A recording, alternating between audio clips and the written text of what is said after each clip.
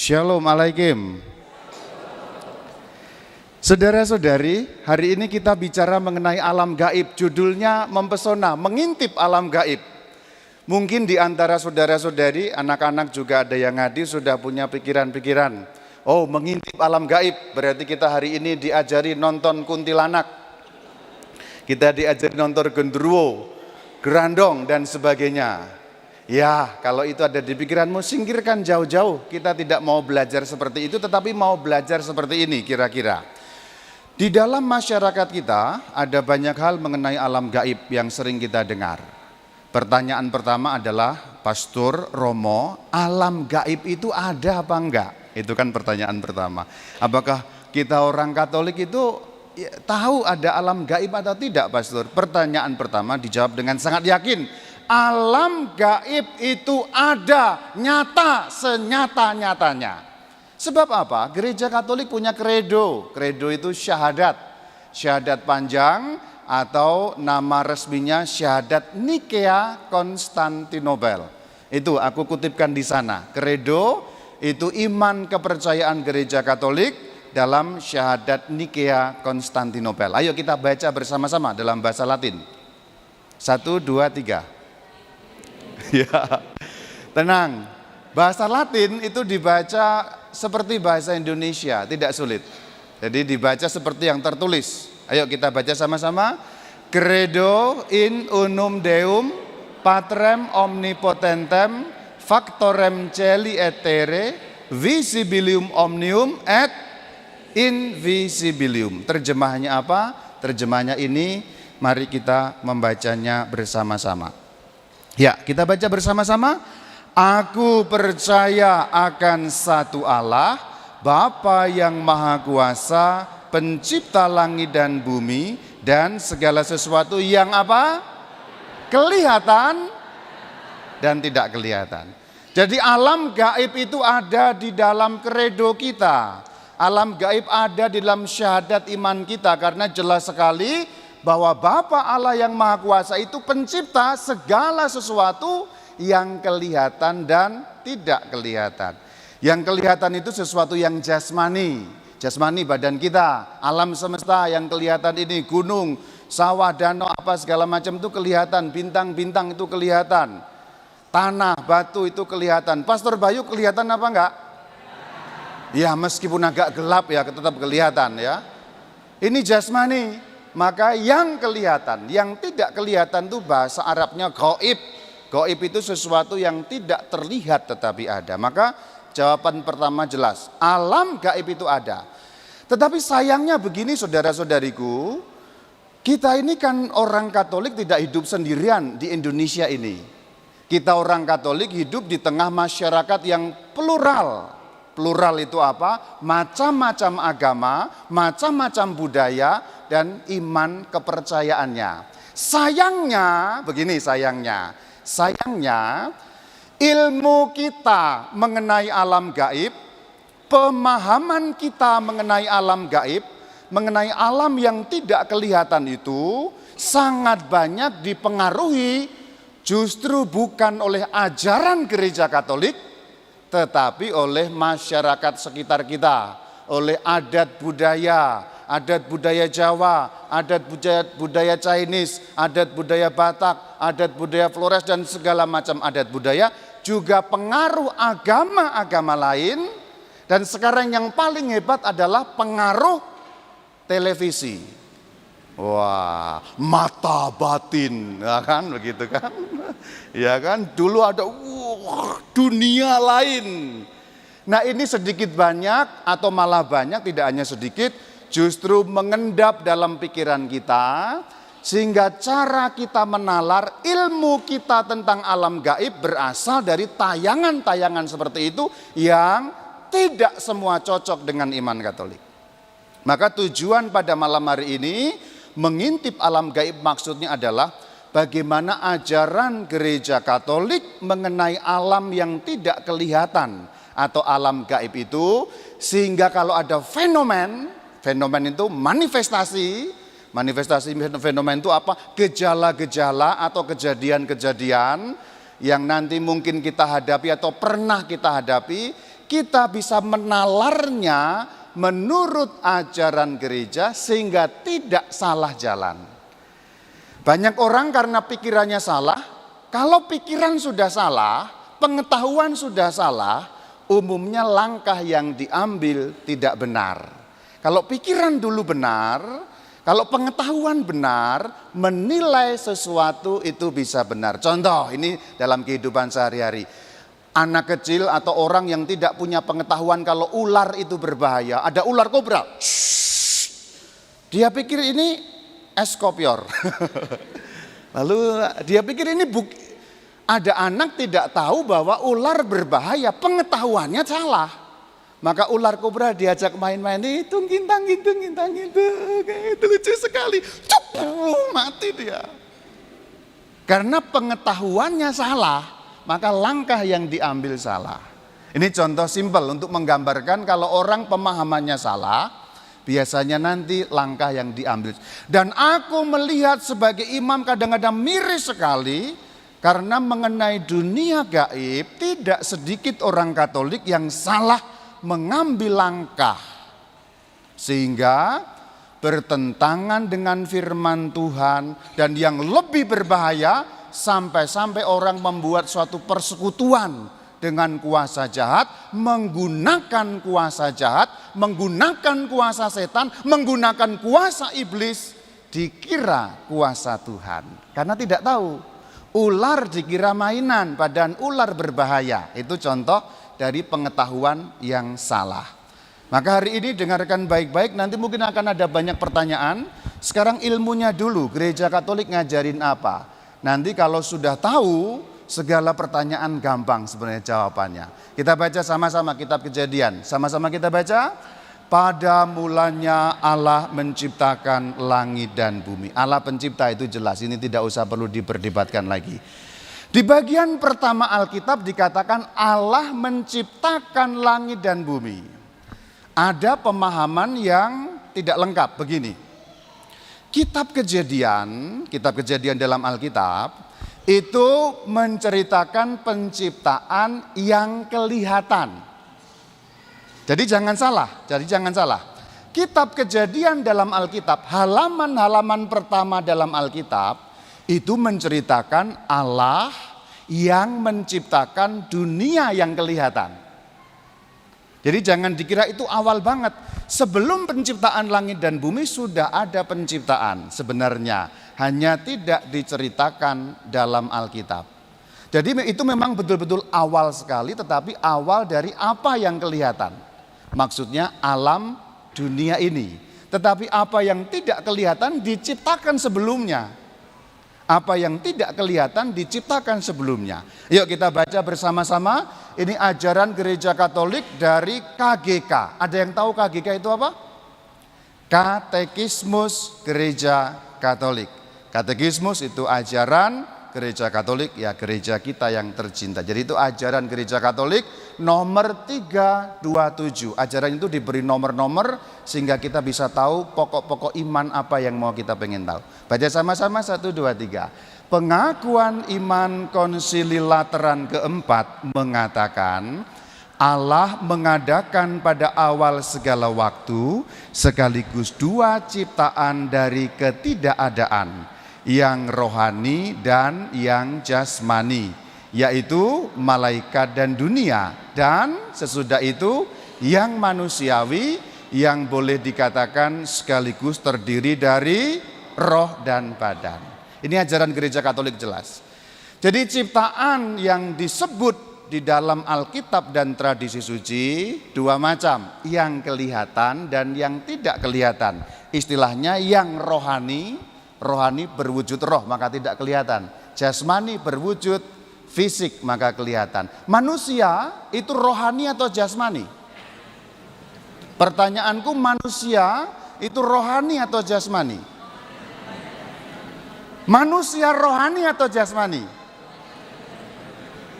Manusia rohani atau jasmani? Jangan salah, manusia itu makhluk dua alam, yaitu sekaligus rohani, sekaligus jasmani. Manusia yang tanpa roh namanya mayat. Betul apa betul? Manusia yang tanpa roh namanya mayat, manusia yang tanpa badan namanya jurik. Jadi harus lengkap. Kalau kamu mau disebut manusia, ini Romo Bayu manusia apa bukan? Manusia, karena ada rohnya yang membuat bisa hidup, bisa ngomong ini, ada badannya yang kelihatan ini. Coba kalau rohnya dicabut, Tuhan lagi ngomong, saudara, saya langsung jadi mayat. Atau badannya tidak ada. Bayangkan Romo Bayu tidak ada, tiba-tiba suara saudara-saudari. Itu bukan manusia. Maka dikatakan jelas manusia dikatakan terdiri dari roh dan badan. Jadi Anda itu makhluk dua alam. Jadi manusia itu gampangnya makhluk jasmani sekaligus makhluk gaib. Anda itu gaib sebenarnya. Ada yang bisa baca pikiran saya? Pikiran saya itu gaib karena tidak ada yang bisa baca. Sebelum saya omongkan dengan mulut yang adalah jasmani, mulut ini jasmani, bisa ngomong ini jasmani. Mulutku yang bergerak ini menyuarakan pikiranku, tetapi pikiranku itu gaib, tidak bisa ada orang yang bisa baca. Sampai aku menggerakkan mulutku untuk bicara, halo saudara-saudari, kamu bisa mendengarkan. Tapi sebelum aku ngomong, aku gaib. Karena pikiran tidak ada orang yang bisa menjangkau. Jadi ini dipahami dulu, penciptaan dua, jasmani, rohani. Rohani lebih dulu baru jasmani, manusia kedua-duanya. Ada rohaninya dan jasmaninya, dan lengkap. Kalau tidak lengkap itu bukan manusia, seperti sudah kukatakan tadi itu. Nah kita lihat bagannya, tidak kelihatan ya. Mungkin lampu yang bagian depan bisa dimatikan supaya lebih terlihat. Tapi sebenarnya itu hanya merangkum tadi itu. Manusia yang paling kanan satu itu perbatasan. Itu sebenarnya jelas, hanya menggambarkan supaya lebih gampang dipahami. Jadi yang rohani dan yang jasmani, manusia itu kedua-duanya menyatu, jasmani dan rohani.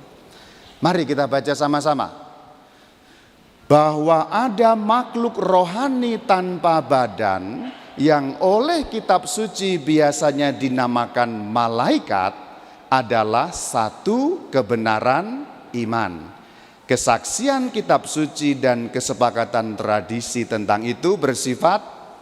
Nah, jadi penciptaan itu begini. Perhatikan, ini penting sekali untuk memahami nanti. Jadi Tuhan ketika menciptakan langit dan bumi ini, menciptakan yang kelihatan ini, menciptakan manusia setelahnya, sebelumnya Tuhan sudah menciptakan makhluk rohani, yaitu siapa? Malaikat. Jadi makhluk rohani itu namanya malaikat, itu ciptaan Tuhan sebelum menciptakan dunia ini.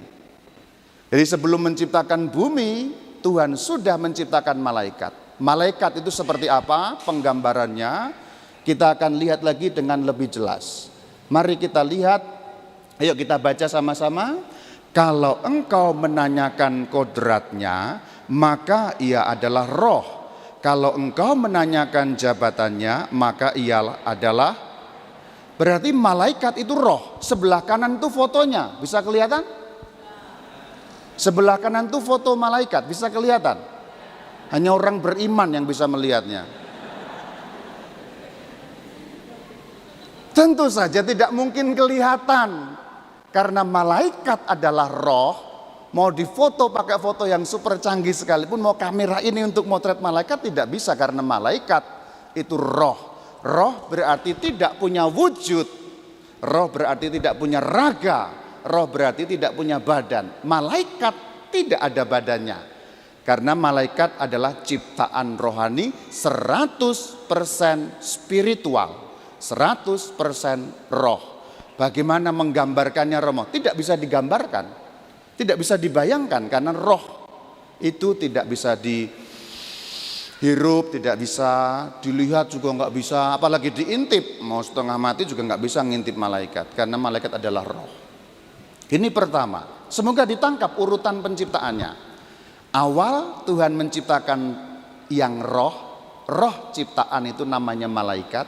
Baru nanti kemudian Tuhan menciptakan langit dan bumi, isinya terakhir manusia yang merupakan campuran yang rohani itu, yang jasmani itu, jadilah kita manusia.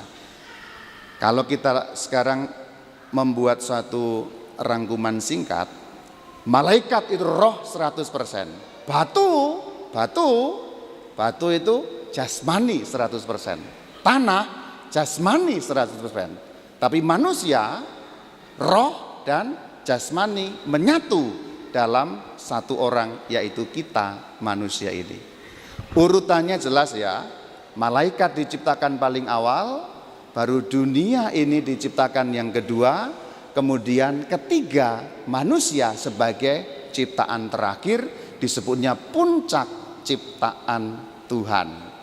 Yang diceritakan dalam Alkitab hanyalah penciptaan alam dunia dan manusia.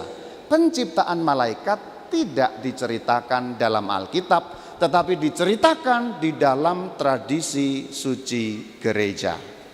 Jadi tentang alam gaib paham dulu tentang ini. Alam gaib ini harus kita pahami supaya nanti kita paham bagian selanjutnya. Yuk kita baca bersama-sama dari KGK 330 sama-sama.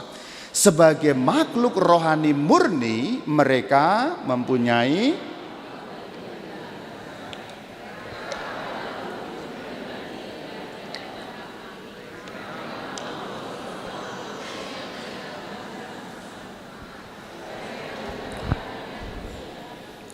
ajaran gereja bagian ini menggambarkan malaikat itu seperti apa? Akal, budi, dan kehendak. Maksudnya begini, akal budi itu pikiran. Pikiran berarti malaikat bisa berpikir. Batu bisa mikir apa enggak?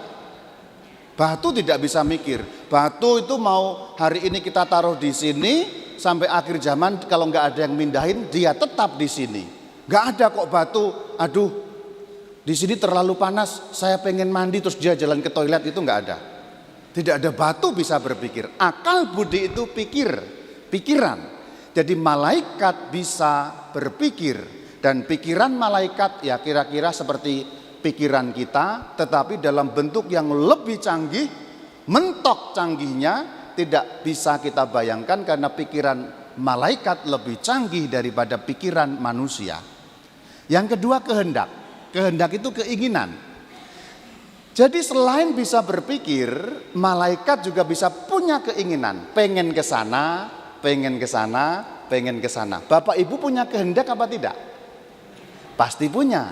Contohnya tadi pada waktu masuk dari pintu utama, kemudian melihat tempat yang kosong, ada kehendak, mau duduk di sana, di bagian paling depan, supaya bisa melihat Pastor Bayu yang ganteng itu, contohnya ya.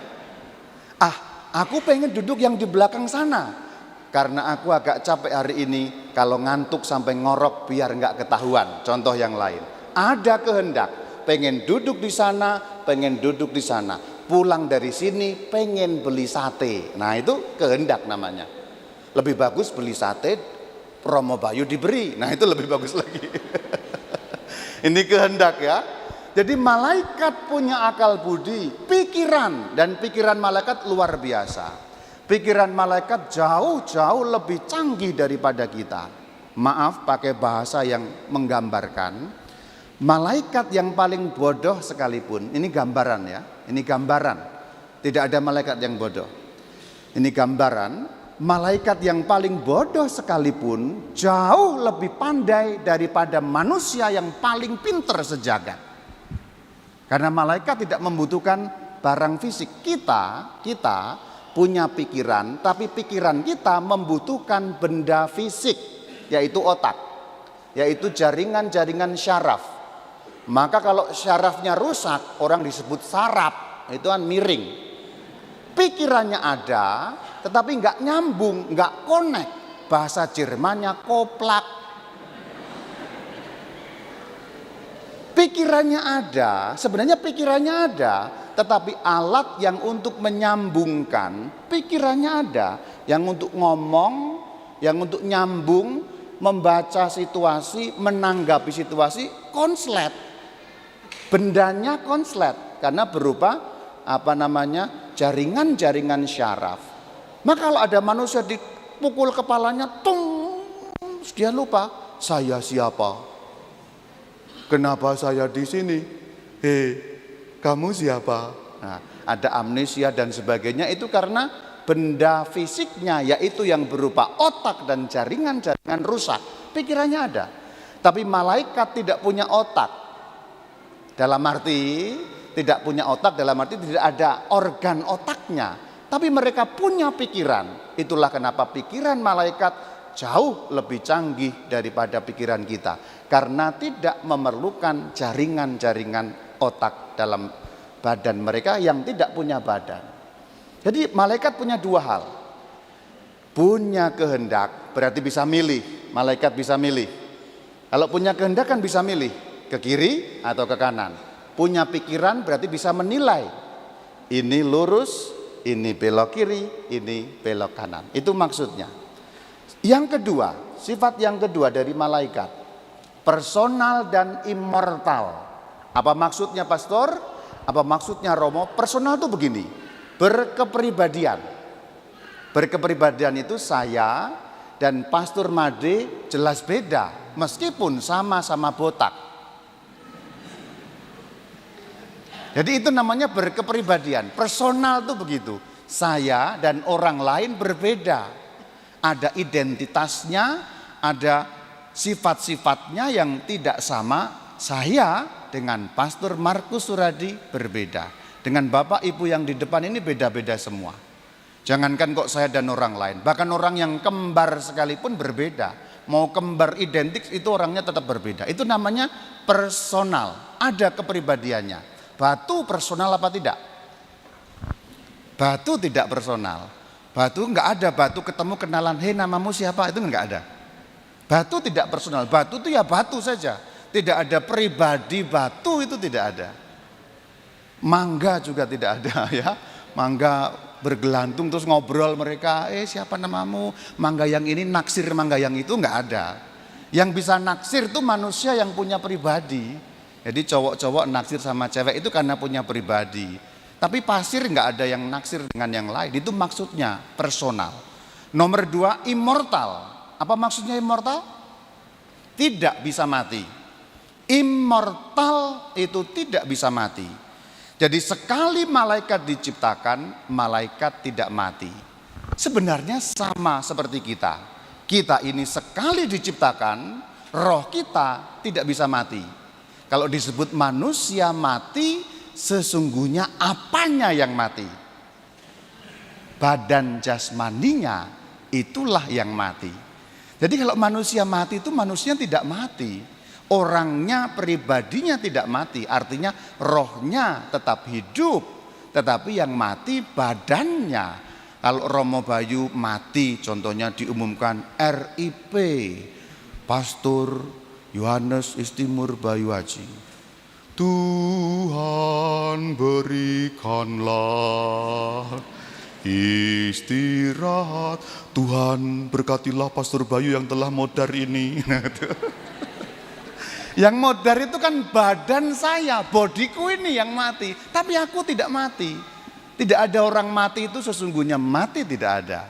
Yang mati badannya itulah yang mati. Bahasa Indonesia kan punya kata yang bagus, meninggal dunia. Meninggalkan dunia ini. Meninggalkan itu kan pergi ke tempat lain. Berarti masih ada. Ini bahasa Indonesia, bagus sekali sebenarnya.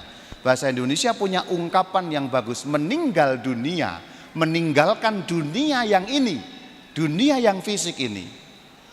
Nah itu istilahnya. Jadi malaikat, ada 4 hal yang harus diperhatikan tentang malaikat. Malaikat berarti makhluk rohani. Tidak punya badan. 4 hal tadi apa?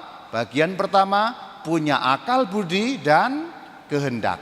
Pikiran dan bisa milih, kehendak itu maksudnya. Nomor 2, personal dan immortal. Personal artinya kepribadian. Punya pribadi, immortal artinya tidak bisa mati.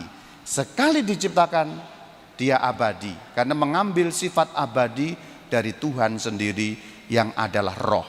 Diceritakan dalam Alkitab kan jelas sekali. Allah itu roh. Jadi Allah tidak bisa dilihat karena roh seperti malaikat juga. Bagian berikutnya, ayo kita baca bersama-sama. Ini kesaksian dari Alkitab, dari Injil Lukas. Sama-sama kita baca. Sebab mereka tidak dapat mati lagi.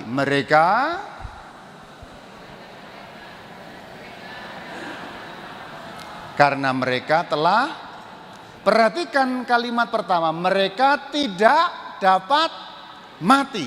Sama seperti apa? Malaikat. Jadi ini perkataan Alkitab. Malaikat tidak bisa mati, jelas sekali dinyatakan dalam Injil yang aku kutip di bagian depan.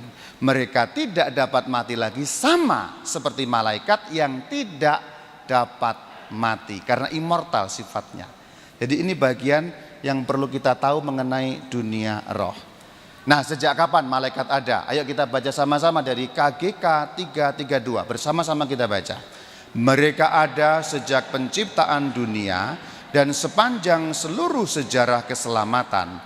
Mereka mengabarkan keselamatan dari jauh dan dari dekat, dan untuk,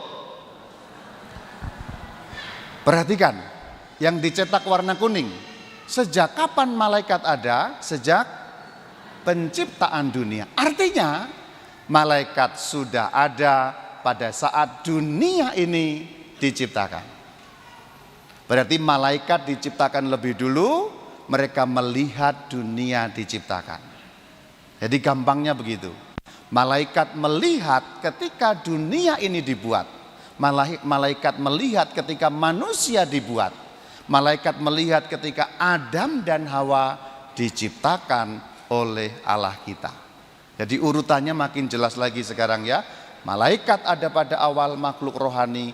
Mereka melihat dunia diciptakan, sudah ada sejak penciptaan dunia. Bagian berikutnya, ini urutan penciptaan. Enggak terlalu jelas ya, tapi itu jelas ya. Aku mengulang saja tadi itu. Bagian paling kiri, perhatikan bagian paling kiri, penciptaan malaikat yang rohani. Roh murni, tidak ada badan, tidak bisa dilihat. Itu pertama diciptakan. Nomor 2 diciptakan, yang ada gambar bumi, penciptaan dunia yang jasmani. Benda-benda, makhluk-makhluk, tanaman, binatang.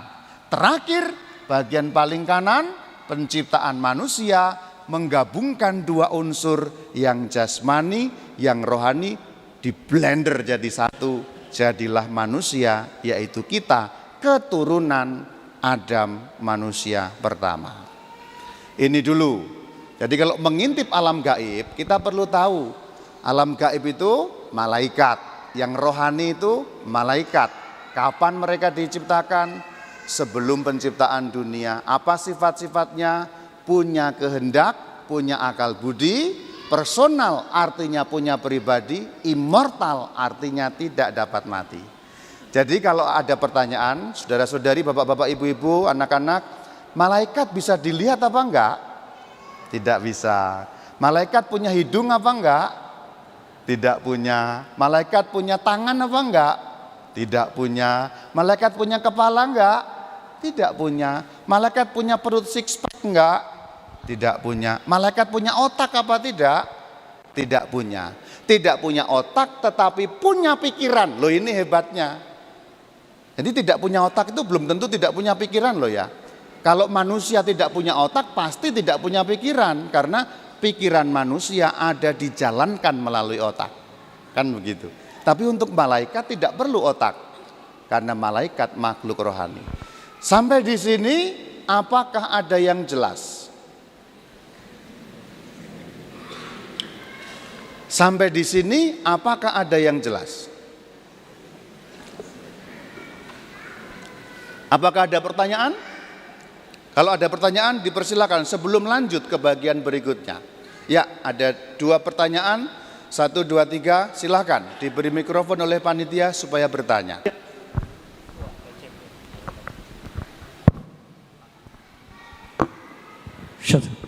Selamat malam, Pastor.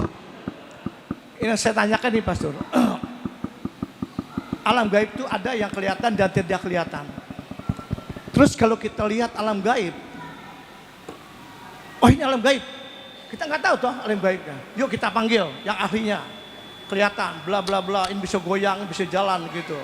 Begitu juga mungkin dengan gereja. Di gereja ini suatu alam gaib. Identik dengan alam gaib adalah memanggil sesuatu dengan ritual. Gitu. Nah, kita pertanyakan lagi. Gereja pun ada suatu ritual. Inilah tubuh dan darahku yang kukorbankan untukmu. Maaf nih pastor, ini saya kutip. Ya, ini perjalanan kita setiap minggu. Ini ritual gitu. Terus kita kembali lagi ke alam gaib. Mereka ke sana tuh tujuannya minta. Toh ke gereja tuh minta, sama-sama minta gitu pastor. Nah ini pertanyaan saya kira-kira begitu. Pertanyaannya apa Pak? Pertanyaannya sama nggak pastor? Sama nggak maksudnya? Kita ada alam gaib nih. Gereja ada alam gaib ini. Toh kita sama-sama minta. Oke, baik. Ya, toh kita juga ada ritual. Sama apa enggak? Ya. Pertanyaan itu saya jawab nanti karena intinya belum. Kalau langsung saya jawab sekarang nanti bingung ya. Nanti saya jawab bagian terakhir karena ini dulu.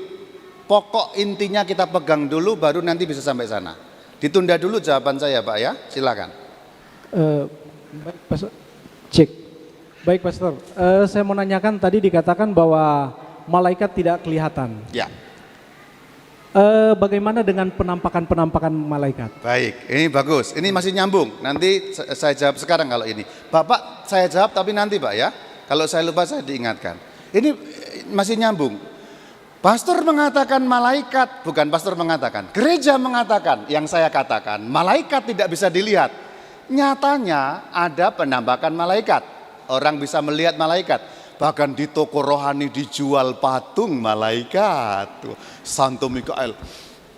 Wah, pakai pedang ada sayapnya ke sana. Kok itu kok bisa ada Romo? Nah, sebenarnya begini ceritanya. Malaikat makhluk rohani tidak bisa kelihatan. Tetapi untuk keperluan manusia, keperluan kita, keselamatan kita, penjagaan untuk kita, malaikat sesekali menampakkan diri dalam wujud. Jadi tapi itu bukan badan malaikat karena tidak punya badan. Jadi gampangnya begini, namamu siapa? Henry. Jadi malaikat tidak punya badan, tetapi dia bisa seperti membentuk badan seketika. Menciptakan badannya sendiri seketika saat itu. Tapi dia bisa berganti-ganti wujud. Jadi suatu kali dia menampakkan diri sebagai seorang yang gagah banget, six pack, otot di mana-mana, bisa. Malaikat Mikael misalnya menampakkan diri dalam wujud seperti manusia yang kekar. Tapi di saat lain, malaikat yang sama contohnya Mikael bisa menampakkan diri dalam wujud yang feminin. Itulah kenapa penggambaran malaikat tidak pernah seragam.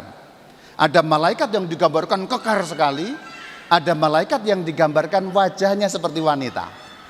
Karena malaikat memang tidak punya badan. Kalau malaikat bisa dilihat, itu karena satu, dia berkehendak supaya orang bisa melihat dia. Kemudian yang kedua, dia membuat wujud sementara. Nah itu, apakah ditangkap? Membuat wujud sementara, tapi itu bukan badannya. Kalau kita akan kelihatan ini tidak sementara. Ini kita pakai ini terus sampai mati. Kalau malaikat membuat wujud sementara, hilang lagi, nanti kapan bisa membuat wujud yang lain yang berbeda sama sekali. Apakah cukup jelas? Cukup jelas. Di belakang tadi aku lihat, silakan bertanya.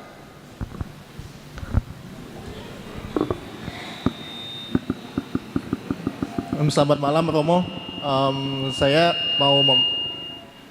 Saya cuma mau menyambungkan apa yang ditanya sama Brother Henry yang tadi ya. Nah itu berarti kalau misalkan ada terjadi beberapa kali penampakan malaikat di Alkitab, itu berarti sifatnya penampakan dong. Itu aja sih, thank you. Betul. Di dalam Alkitab juga terjadi beberapa penampakan malaikat. Contoh, dalam kitab yang bernama Kitab Tobit, cerita paling jelas mengenai malaikat yang menampakkan wujudnya dalam Alkitab tersimpan dalam satu kitab tidak main-main dari awal sampai akhir, yaitu Kitab Tobit dalam kumpulan Deuterokanonika. Nanti pulang dibuka Kitab Tobit. Di situ Rafael menampakkan diri dalam wujud seorang laki-laki yang menemani Tobias, sehingga dia sampai mendapatkan istri dan apa yang diutus oleh papanya dapat berhasil. Maksudnya apa? Maksudnya ketika malaikat menampakkan diri, dia seperti meminjam wujud, gitu saja. Suatu saat yang lain dia bisa menampakkan diri dalam wujud yang berbeda, tidak sama wajahnya. Contoh sekarang Rafael menampakkan diri kepada orang di sini dalam wujud Pastor Bayu yang jelek ini. Berapa hari kemudian dia bisa menampakkan diri kepada orang lain dalam wujud seperti Pastor Suradi yang lebih kecil. Mungkin suatu kali menampakkan diri dalam wujud seperti Adi Rayong, peker sekali. Tapi sekali lagi itu bukan raga malaikat, tetapi itu perwujudan. Dia membentuk badan itu sementara, nanti hilang lagi. Bukan badan yang dipakai seperti manusia yang terus setiap hari seperti ini. Semoga cukup jelas ya. Ada lagi bagian ini, silakan. Di sana ada pertanyaan. Kemudian Ibu di depan. Tema ini akan lebih jelas kalau ada banyak pertanyaan. Ini sebenarnya intinya kalau kita pegang, pertanyaan cukup mudah untuk dijawab. Silakan, mohon disebutkan namamu supaya aku tahu siapa kamu. Selamat malam Pastor. Nama saya Andreas Herianto. Saya tertarik tadi manusia adalah sifat manusia, dia mempunyai roh dan sifatnya rohani dan jasmani. Bagaimana dengan hewan? Roh apa dalam hewan itu? Ya. Kemudian sewaktu dia mati, jasmani kelihatan. Rohnya kemana, Pastor? Terima kasih. Rohnya kemana? Baik. Pertanyaan pertama, aku jawab terakhir. Sekarang pertanyaan kedua. Sebenarnya ini harus ada tema lain yang judulnya dunia orang mati. Nanti kapan-kapan ngomong itu ya. Nah itu tema lain. Rohnya kemana? In short, singkatnya, rohnya kembali kepada Tuhan menghadap pengadilan Allah. Jadi detik di mana orang meninggal dunia, roh pasti kembali kepada Tuhan, tidak mungkin tidak, dan mendapatkan pengadilan. Itu secara singkat. Kalau diuraikan agak panjang, mungkin akan butuh tema lain, tapi singkatnya begitu. Manusia mati, badannya hancur, dimakan cacing di tanah, rohnya diadili. Detik itu juga orang meninggal. Itu. Yang nomor dua, yang nomor pertama, aku jawab yang kedua, mengenai binatang. Binatang punya roh apa tidak, Pastor? Tidak punya, mereka punyanya jiwa. Jadi kalau binatang mati, selesai. Tidak ada binatang diadili oleh Tuhan, itu tidak ada. Jadi itulah perbedaannya manusia dengan binatang. Manusia punya roh yang tetap hidup sebagai inti kehidupan, tapi binatang tidak punya. Tapi binatang punya jiwa. Jiwa sesuatu yang membuat hidup, tapi hanya di alam dunia ini. Jadi begitu hewan meninggal dunia, matilah dia. Jiwa dan itunya matilah dia. Tapi manusia tidak, itu perbedaannya. Jadi hidupnya hewan dan hidupnya manusia meskipun sama-sama hidup tapi punya perbedaan besar. Kita diciptakan untuk kemuliaan tapi hewan tidak. Kita diciptakan untuk kemuliaan, makanya nanti di akhirat kita tetap ada tapi hewan tidak. Apakah berarti di surga tidak ada hewan, Pastor? Nah, itu rahasia Allah. Tapi bahwa hewan diciptakan hanya untuk dunia ini, mendukung hidup manusia. Maka dikatakan semua dalam kekuasaanmu pada saat diciptakan supaya dipelihara oleh manusia itu. Jadi ini semoga cukup jelas perbedaannya manusia dengan binatang. Sama-sama hidup tapi beda kualitas. Kita kualitas kemuliaan ilahi. Maka binatang tidak pernah disebut diciptakan menurut gambar Allah. Hanya manusia dalam Alkitab, hanya manusia dalam Alkitab yang diciptakan menurut gambar Allah. Meskipun bentuk bisa mirip, aku dan simpanse itu kan bisa mirip toh. Sama, gitu kan, sama. Monyet dan manusia itu kan bentuknya mirip, tapi manusia membangun peradaban, manusia membangun gedung, manusia membangun teknologi. Sampai hari ini belum ada monyet bikin apartemen. Karena tidak diciptakan untuk kemuliaan, itu berbeda. Gitu. Yang lain tadi di sini aku melihat pertanyaan. Oh, ibu yang di depan, ya, ibu, silakan di depan dulu. Sudah mulai muncul banyak pertanyaan. Mohon menggunakan mikrofon, Bu. Selamat malam Romo, saya Selvi. Saya ingin menanyakan tadi Romo sudah menjelaskan bahwa malaikat itu mempunyai kehendak. Ya. Apakah dia diciptakan mempunyai kehendak bebas seperti manusia? Soalnya kan malaikat ada yang jatuh. Baik, Ya. ya. Yang kedua menyambung pertanyaan tadi yang mengenai penampakan malaikat. Apakah ini termasuk juga malaikat pelindung Baik, yang ya. bisa wujudnya seperti orang yang dilindunginya? Terus apakah malaikat pelindung ini hilang ketika orang itu sudah dewasa? Jadi Baik. hanya pada anak-anak saja. Baik. Terima kasih Romo. Terima kasih. Betul, Bu, manusia punya kehendak bebas. Malaikat pun demikian. Jadi karena diciptakan dengan kehendak, yang dimaksud adalah selalu kehendak bebas. Jadi malaikat bebas memilih apapun yang dia mau.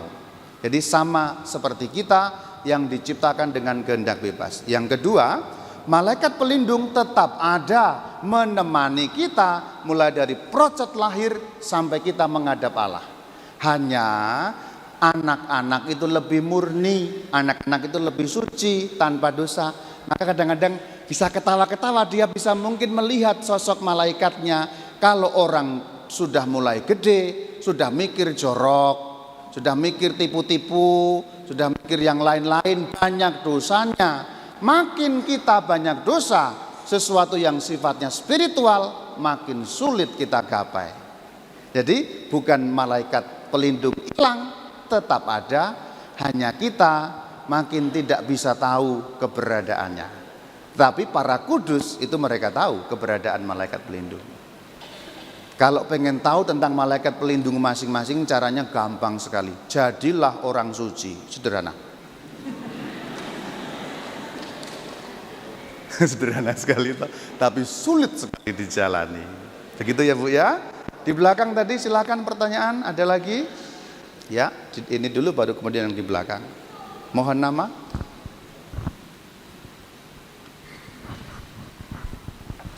Selamat malam, nama saya Agnes. Tadi diterangkan kalau malaikat itu makhluk personal ya, Romo. Betul. Itu adalah makhluk yang berkepribadian. Pertanyaan saya, apakah semua malaikat itu berkepribadian baik? Baik. Dan karena ada yang bilang kalau setan itu juga malaikat. Ya.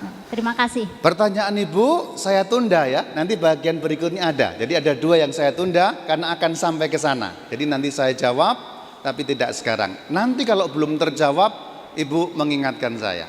Dengan Bapak yang di depan ya, Pak ya. Silakan di belakang.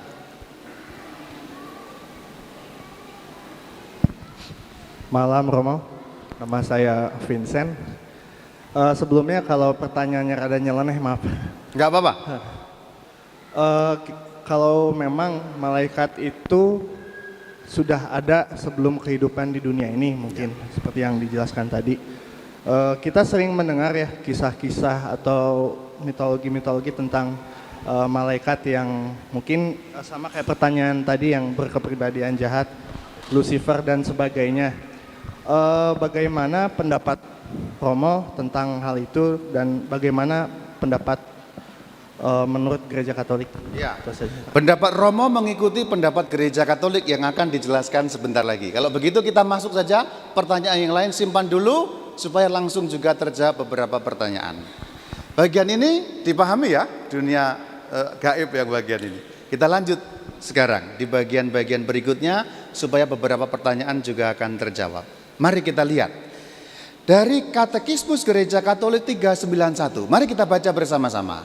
Di balik keputusan nenek moyang kita untuk membangkang, terdengar satu suara penggoda yang bertentangan dengan Allah, yang memasukkan mereka ke dalam maut karena iri hati. Kitab suci dan tradisi melihat dalam wujud ini seorang malaikat yang jatuh yang jadi gampangnya ini begini. Awal mula Tuhan menciptakan malaikat, jumlahnya banyak sekali, tidak terhitung banyaknya. Manusia tidak mampu menghitung karena banyak sekali. Malah seorang eksorsis dari kota Roma mengatakan pada suatu session eksorsisme pengusiran setan, setan itu bicara. Karena pada saat itu yang merasuki orang itu banyak sekali sampai mengatakan, sudah mirip setan belum? Kamu kalau bisa melihat wujud kami bisa menutupi matahari dan dunia ini menjadi gelap selama-lamanya. Jadi maksudnya saking banyaknya, kalau seandainya diwujudkan satu setan satu badan manusia, mereka itu mampu menutup seluruh matahari sehingga matahari tidak bisa kelihatan sinarnya. Saking banyaknya. Ini gambaran. Ini menurut kesaksian eksorsis kota Roma bernama Father atau Romo Gabriel Amorth. Dalam suatu session pengusiran setan, setan itu menantang, kamu jangan main-main sama saya. Saya mampu berbuat yang hebat sekali, matahari tak tutup sampai tidak akan bisa bersinar lagi karena saking banyaknya kami ini. Kira-kira begitu yang mau disampaikan. Inti dari bagian ajaran ini adalah awal mula Tuhan hanya menciptakan malaikat dan banyak banget jumlahnya. Karena diciptakan oleh Allah, sebagaimana kesaksian Alkitab bahwa Allah menciptakan segala sesuatu baik. Bahkan Alkitab bagian terakhir mengatakan pada saat penciptaan, Allah melihat bahwa apa yang diciptakan itu sungguh amat baik. Berarti pada awal diciptakan malaikat baik semua apa tidak? Baik semua. Akal budinya, kehendaknya selaras dengan kehendak Allah. Akan tetapi kemudian di antara malaikat itu ada yang ingin mengungguli Allah. Allah kok disembah, kok gua enggak? Lo kenapa semuanya menyembah kepada dia? Lo aku siapa? Memangnya aku kurang hebat? Kita harus ingat, malaikat diciptakan dengan segala kemuliaan dan segala kehebatan. Manusia tidak ada apa-apanya dengan malaikat. Dalam kemuliaan, dalam kehebatan, dalam kepandaian, dalam kecanggihan tidak ada apa-apanya. Maka malaikat yang diciptakan mulai berpikir, memang hebatnya Tuhan apa? Memangnya aku kurang hebat? Itulah malaikat yang kemudian menjadi malaikat yang jatuh dalam dosa. Di dalam iman kita, malaikat yang jatuh dalam dosa namanya setan. Jadi setan itu adalah istilah untuk menyebut malaikat yang sudah jatuh dalam dosa. Nah, ketika malaikat jatuh ke dalam dosa, seluruh pikirannya, akal budinya, dan seluruh kehendaknya kemudian 100% melawan Allah. Ketika diciptakan, 100% kehendaknya dan 100% akal budinya mendukung Allah, menyembah Allah, mengabdi Allah. Tapi begitu jatuh, 100% pikiran, akal budi, dan kehendak bebasnya 100% melawan Allah. Itulah kenapa setan selalu melawan Allah. Jadi setan itu istilah sekali lagi. Maka kalau ditanya, Tuhan menciptakan setan apa tidak? Ayo, ini pertanyaan sulit loh ini. Tuhan menciptakan malaikat. Di antara malaikat ada yang jatuh. Malaikat yang jatuh dalam dosa itulah kita sebutnya setan. Jadi setan adalah malaikat yang jatuh dalam dosa, kemudian 100% kehendaknya dan 100% akal budinya melawan Allah. Nah ini, mari kita lihat bagian selanjutnya supaya lebih clear lagi. Nah ini gambarnya yang sudah aku lihat. Jadi yang diciptakan itu sungguh amat baik. Yang sebelah kiri kuning, senyumnya manis itu loh ya. Itulah para malaikat yang diciptakan Tuhan. Tradisi eksorsisme gereja Katolik menyatakan dan kitab Wahyu memberi petunjuk sedikit mengatakan bahwa sepertiga dari jumlah malaikat jatuh dalam dosa. Kabar baiknya adalah tenang. Kekuatan di pihak Allah masih 2/3. Jadi jangan takut. Hanya sepertiga yang memberontak kepada Allah.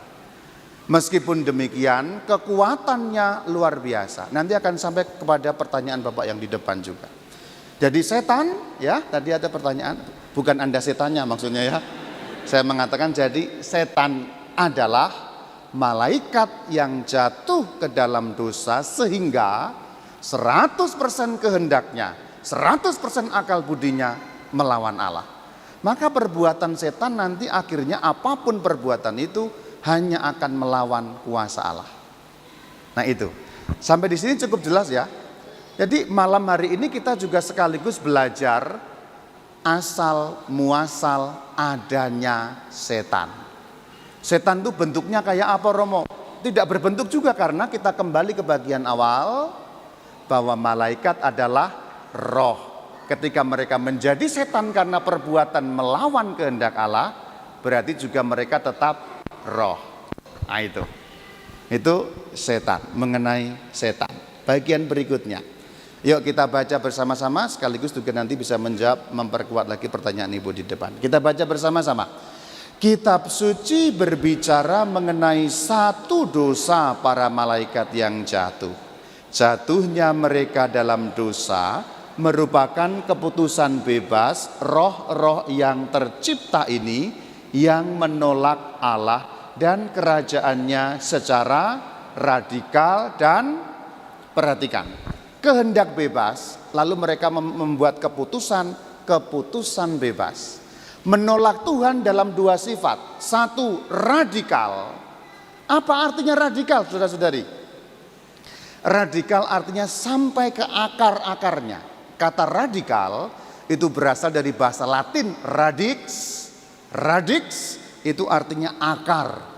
Jadi kalau menolak Allah sampai ke akar-akarnya, tidak ada bagian yang tersisa. Gampangnya begini, gampangnya menggambarkan begini. Kalau manusia berbuat dosa, masih kepikiran berbuat baik apa enggak? Manusia yang jahat masih punya sisi baik apa enggak?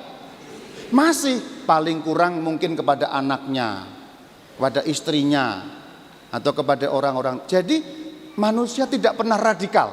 Kalau menolak Tuhan, manusia yang normal tidak pernah radikal. Karena di balik kejahatan manusia masih ada suara-suara baik. Kalaupun dia tidak lagi mampu berbuat baik, paling kurang suara-suara berbuat baik. Kamu jangan begitu sama suamimu. Masa setiap hari diomelin? Kan kasihan suamimu itu. Udah mukanya jelek, makin jelek lagi tiap hari. Ada suara. Ini untuk ibu-ibu yang suka ngomel pada suaminya. Ada suara. Ada suara. Kamu jangan seperti itu sama istrimu. Masa kamu maunya pengen menang sendiri? Dasar laki-laki egois banget sih. Ada suara.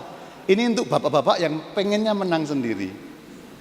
Selalu masih ada. Berarti manusia kalau berbuat jahat tidak radikal. Tapi berbeda dengan setan. Setan radikal. Tidak ada sedikit pun ruang untuk Allah dan kerajaannya. Total menolak. Nomor dua, tetap. Tetap itu maksudnya apa? Tidak bisa bertobat. Manusia sejahat-jahatnya manusia masih punya kemungkinan bertobat apa enggak? Masih punya. Paling kurang pas mau mati dia bertobat. Udah jahat di mana-mana, terserang stroke, hampir modar. Ingat Tuhan, Tuhan aku berdosa, aku menyesali dosa-dosaku. Tolong panggilkan pastor, pengakuan dosa. Akhirnya modar dia, dipeti, diberi rosario dan kitab suci, senyumnya manis sekali. Sudah bertobat. Jadi manusia tidak tetap. Itu maksudnya tetap itu begitu. Manusia kalau berdosa tidak tetap. Jadi pada saat berdosa mungkin dosa, tapi ingat sesuatu. Dia takut mati, ingat bertobat akhirnya. Tidak tetap. Tapi setan itu berarti apa? Malaikat yang jatuh dalam dosa tetap. Berarti mereka sekali berbuat dosa, selama-lamanya tetap berbuat dosa tanpa ada pertobatan sedikit pun. Jadi tidak ada setan bertobat, itu tidak ada. Kalau manusia bapak-bapak bertobat, selingkuh dengan 99 orang. Apakah ada orang seperti itu? Ya mungkin ada. Karena sudah bosan selingkuh dengan manusia, dengan kambing juga selingkuh. Saking jahatnya jahat ini orang ini. Akhirnya dia ditegur oleh Tuhan, bertobat, masuk ruang pengakuan, menerima sakramen tobat, ngaku dosa kepada pastor manusia, tapi setan tetap tidak bisa. Karena dikatakan tetap sekali berdosa mereka berdosa terus, maka tidak ada setan bertobat. Jadi tidak ada setan pengen ngaku dosa, itu nggak ada. Serem juga ya, lagi melayani sakramen tobat tiba-tiba tok tok tok, siapa itu? Setan pastor. Wah, ngapain tan? Pengen bertobat pastor. Allah mengampunimu, nggak ada. Jadi setan tidak ada yang bertobat, itu setan itu. Makanya disebut tetap. Radikal artinya apa? 100%. Tidak ada sekecil apapun sampai akar-akarnya. Tetap artinya selama-lamanya. Itu maksudnya. Maka Anda pun tidak bisa mendoakan setan supaya bertobat. Kalau mendoakan suami bertobat bisa. Suami banyak judi, ngikutin Bang Toyib 3 bulan gak pulang-pulang. Didoakan, Tuhan aku berdoa untuk suamiku Markus Suradi Tuhan. Nama fiktif ya. Ini nama fiktif loh ya, jangan. Semoga dia bertobat Tuhan supaya pulang. Sentilah suamiku Markus Suradi ini ya Tuhan. Amin. Besoknya dia bisa pulang. Anda nggak bisa, ya Tuhan aku berdoa untuk Lucifer. Sentuhlah hatinya, nggak bisa. Karena dia tetap sifatnya berdosa. Nah ini maksudnya radikal dan tetap itu seperti itu. Bagian berikutnya. Ini sudah ada keterangan yang tadi itu ya, radikal dan tetap. Bagian berikutnya dari KGK 393. Mari baca sama-sama. Karena sifat tetap keputusan mereka yang tidak dapat ditarik kembali dan bukan karena kekurangan belas kasihan ilahi yang tidak terbatas, maka dosa para malaikat itu tidak dapat diampuni. Selanjutnya, bagi mereka tidak ada penyesalan sesudah jatuh sama seperti bagi manusia sesudah kematian. Perhatikan, jadi malaikat tidak dapat diampuni. Ini bukan karena bukan karena Tuhan kurang belas kasih, tapi karena mereka tidak bisa bertobat. Itu maksudnya. Ini sama seperti manusia setelah kematian. Begini aku ceritakan. Semoga yang berdosa-berdosa jadi ingat. Kalau manusia belum mati, dia masih punya kesempatan pertobatan. Jadi selama manusia masih hidup di atas muka bumi ini, apapun dosanya diampuni jelas. Tapi begitu kematian, mati, detik itu juga tidak dapat lagi ada pertobatan. Maka dikatakan bagian terakhir sama seperti manusia sesudah kematian. Nah itu. Ini bagian yang perlu kita mengerti. Jadi nanti jangan bertanya, Pastor kalau setan bisa masuk surga enggak? Ya enggak bisa karena mereka tidak bisa bertobat. Mari, dosanya apa sih sebenarnya setan itu? Atau malaikat-malaikat yang jatuh tadi itu dosanya apa sih? Kita diberi keterangan, mari kita baca sama-sama dalam kitab Kejadian 3 ayat 4-5. Inilah dosanya malaikat yang jatuh tadi. Mari baca sama-sama. Tetapi ular itu berkata kepada perempuan itu, sekali-kali kamu tidak akan mati, tetapi Allah mengetahui bahwa pada waktu kamu memakannya, matamu akan terbuka dan kamu akan tahu tentang. Fokus pada bagian yang kuning. Fokus pada bagian kuning. Bagian kuning bunyinya apa? Sama-sama. Menjadi seperti, sekali lagi sama-sama, menjadi seperti Allah. Ini dosa terbesar. Jadi malaikat yang statusnya ciptaan, saudara-saudariku, ciptaan. Dia pengen menjadi seperti Allah yang disembah. Pengen menjadi seperti Allah yang punya kuasa. Jadi inilah awal dosa malaikat. Ingin menjadi seperti Allah atau ingin menjadi Allah padahal dia sama sekali bukan Sang Pencipta. Nah ini supaya kita juga paham mengenai dasar-dasarnya. Yuk kita baca sama-sama di dalam Injil Yohanes 8. Sama-sama.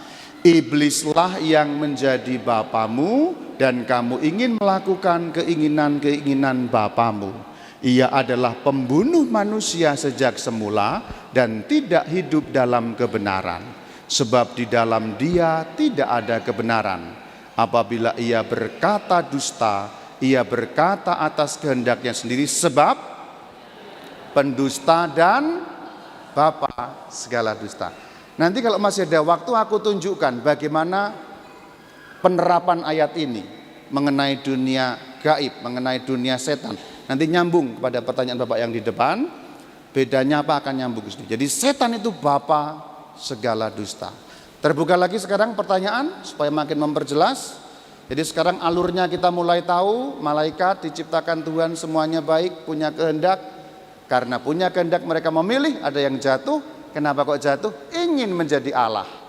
Akhirnya mereka jatuh dalam dosa, berubah istilahnya menjadi setan, iblis, dan di saat itu mereka dengan radikal dan tetap menolak kerajaan Allah. Maka tidak bisa bertobat karena tetap sekali selama-lamanya dosa terus dan dosa terus. Silakan pertanyaan. Iya. Yang belum dulu Pak, nanti saya beri kesempatan lagi. Iya. Karena yang bagian pertama tadi juga belum saya jawab. Terima kasih Pastor, saya Elizabeth. Saya mau tanya tentang yang tadi bahwa kalau sudah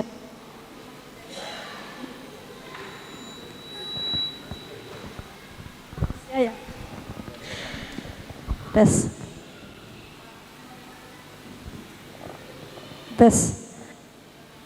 Kok nggak bisa sih?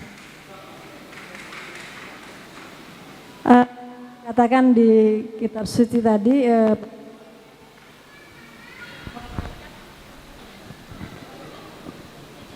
tes. Terima kasih Romo. Bahwa malaikat yang sudah jatuh itu tidak bisa diampuni dosanya. Seperti manusia juga kalau sudah meninggal tidak bisa diampuni dosanya. Bagaimana dengan doa-doa kita untuk para arwah itu Romo? Saya betulkan sedikit Bu, bukan tidak bisa diampuni dosanya tetapi tidak bisa bertobat. Nah harus dibedakan ya, itu berbeda, saya jelaskan. Jadi setelah kematian manusia tidak bisa bertobat, bukan tidak bisa diampuni dosanya. Perhatikan logikanya. Malaikat jatuh dalam dosa, tetap sekali untuk selama-lamanya sehingga tidak dapat bertobat. Karena tidak dapat bertobat berarti tidak diampuni. Karena apa? Karena tidak dapat bertobat. Paham nalarnya ya? Manusia setelah kematian bukan tidak dapat diampuni dosanya, tetapi tidak dapat bertobat. Maksudnya setelah manusia mati tidak ada lagi kesempatan untuk bertobat. Tetapi doa-doa manusia di alam dunia ini membantu dia. Tapi pertobatannya sudah nggak bisa. Pokoknya gampangnya hanya mengandalkan saja bagaimana orang lain menolong. Gampangnya begitu orang mati, dia diam saja. Dah ngesot aja gitu. Mengandalkan orang-orang lain untuk membawanya. Doa-doa itulah yang membawa orangnya. Tapi pertobatan dari dirinya sendiri sudah tidak bisa. Ini tema lain yang nyambung ke sana juga, tema mengenai dunia di seberang kematian. Kapan-kapan kita bicara, tapi prinsipnya ringkas seperti itu. Selanjutnya bagian lain, ya depan ini Bu, depan sekali silahkan. Bagian sana ada? Selamat malam Romo.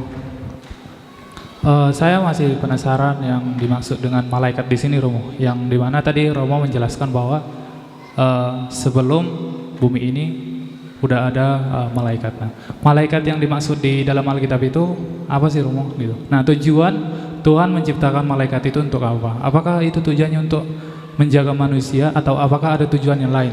Gitu Romo.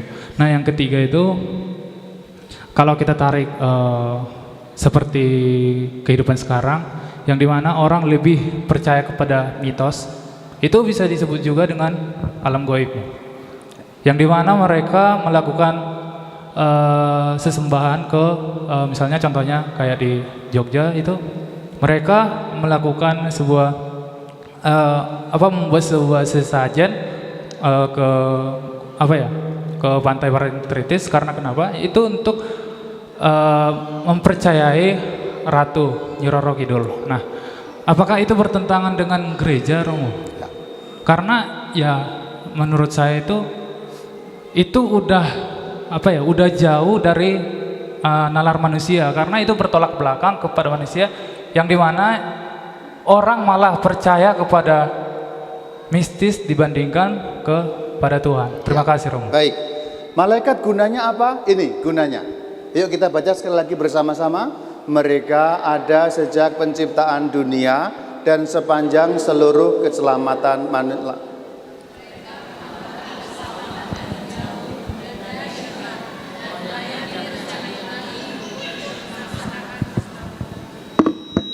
Nah, itulah gunanya.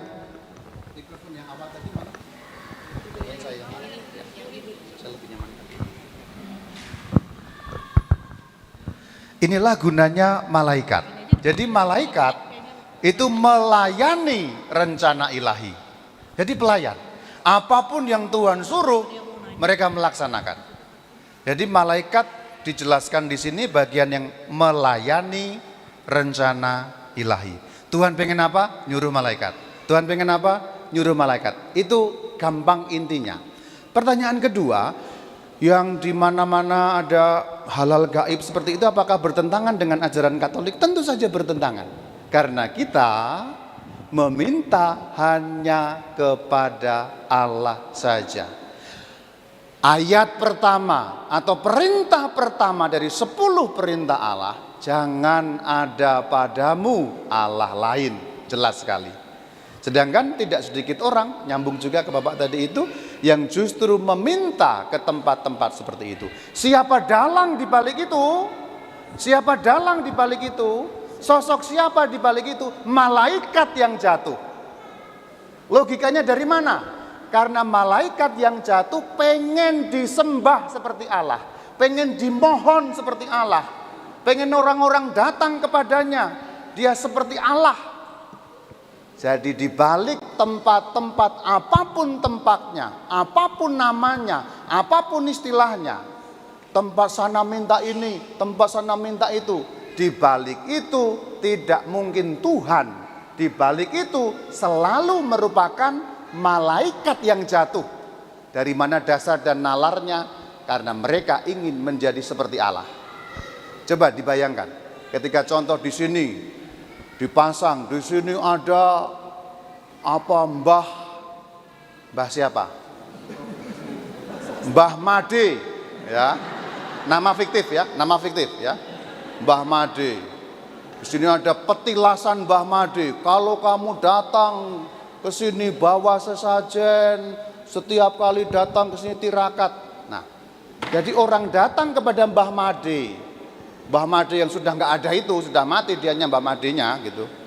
Membawa sesajen. Siapa di balik itu? Di balik itu adalah malaikat yang jatuh alias setan. Kenapa dia kurang kerjaan? Karena dia pengen menjadi Allah. Ketika orang datang ritual, ya, itu seperti orang menyembahnya, seperti orang berbakti kepadanya, seperti orang melakukan penyembahan kepada setan yang dibalik itu, sehingga disitulah dia memuaskan egonya sendiri, yaitu setan tadi itu. Dia merasa sekarang tercapai cita-citaku, orang-orang datang untuk mengagungkan aku. Bis kayak setan belum? Nangkep maksudnya ya? Semua tempat seperti itu, di balik itu pasti kuasa gelap yang datang, kita sujud, kita mohon. Kenapa? Ya karena itu motivasinya. Jadi tempat-tempat seperti itu, mau pesugihan minta kaya, mau pengasihan minta cantik. Kalau kamu wajahnya miring, mata satu di sini satu di sini, dikasih pengasihan. Kalau orang lihat, wah hitam botak langsung kayak Tom Cruise, nah, gitu. Itu pengasihan. Semua di balik itu dalangnya adalah malaikat yang jatuh. Karena dia pengen disembah, dia pengen dimohon, dia pengen orang datang kepadanya untuk memuliakan dia. Cukup jelas? Baik, selanjutnya di sebelah sana. Halo, selamat malam Romo, saya Dita. Saya mau tanya sebenarnya lanjutan dari jawabannya Romo tadi di yang pertama. Romo mengatakan bahwa setelah manusia meninggal, detik itu juga dia menghadap gitu ya. Iya. Nah, kalau gitu saya mau dari jawaban Romo itu saya mau tanya, kalau yang gentayangan itu seperti apa? Kenapa ada yang disebut dengan arwah penasaran kayak gitu? Itu yang pertama. Yang kedua, soal yang hewan yang tadi itu ya nggak harus melulu hewan gitu ya, tapi secara garis besar saya mau tanya, kalau di Katolik sendiri mempercayai adanya reinkarnasi enggak? Iya. Karena ada fenomena-fenomena juga yang ini kehidupan saya sebelumnya segala macam. Iya. Terima kasih Romo. Baik. Pertanyaanmu ini adalah pertanyaan untuk dua tema yang lain. Jadi tema pertama reinkarnasi ada atau enggak, nanti undang saya lagi ya. Nomor dua, dunia seberang kematian, itu ada temanya. Tapi aku akan jawab secara singkat. Reinkarnasi tidak ada. Bahkan secara ilmiah tidak terbukti. Itu jawaban singkat. Yang lebih panjang kapan Romo? Ya tergantung diundang lagi ke sini kapan. Gitu. Nomor pertama pertanyaanmu, ini menarik, syutingnya harus benar ya, suaranya supaya terdengar ya, syuting yang bagus. Karena justru di bagian ini banyak orang tersesat, banyak orang Katolik bahkan karena pengetahuan kurang, karena ilmu mengenai dunia gaib kurang, maka yang didengarkan adalah pendapat masyarakat. Pasang kuping baik-baik, kamera nyala, bagus. Harus kamu syuting dengan baik bagian ini. Yang lain boleh terhapus tapi ini jangan. Yang bagusnya jangan terhapus ya. Arwah gentayangan. Kenyataannya ada Romo, betul ada. Dan itu kenyataannya ada. Tapi ilmu kita harus tahu siapa di balik itu. Begini ceritanya. Biasanya di tempat-tempat tertentu kan ada arwah gentayangan. Apalagi kalau matinya mati tidak wajar. Di perapatan anak mabuk-mabukan tabrakan, modar dua-duanya. Di perapatan modar anak mabuk-mabukan. Besok sore-sore aku lewat, ada yang nangis suara tanpa wujud. Tolong. Nah ini. Terus contoh yang lain. Engkong meninggal. 3 hari kemudian, loh kok di taman ada engkong, kelihatan ada engkong di taman. Loh, kok ngerokok engkongnya? Malah bikin kopi segala. Pernah sependengar seperti itu? Kalaupun belum pernah mengalami, pasti pernah mendengar. Itu gejala umum dalam masyarakat kita. Jadi orang sudah meninggal menampakkan diri lagi, entah secara suara, entah secara mimpi, entah secara wujud, meskipun samar-samar. Clear, jelas. Dalam gejala itu ada. Yang harus kamu tahu saudara-saudariku seiman yang percaya kepada Yesus Kristus. Dan setelah ini jangan sampai salah lagi. Aku serius. Karena banyak orang Katolik salah. Siapa di balik itu sebenarnya? Ini masuk tema dunia setelah kematian. Manusia meninggal dunia, detik itu juga diadili. Berarti tidak mungkin ada manusia lolos. Memangnya Tuhan kurang sakti kok ada manusia lolos gentayangan.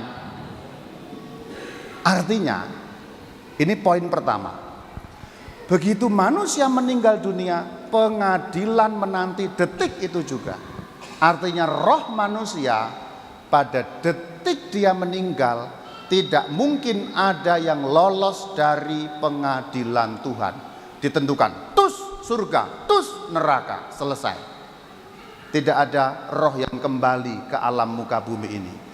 Itu poin pertama, pegang baik-baik. Romo kenyataannya kok ada. Sekarang kita harus cerdas dan pinter memakai ilmu ajaran gereja Katolik.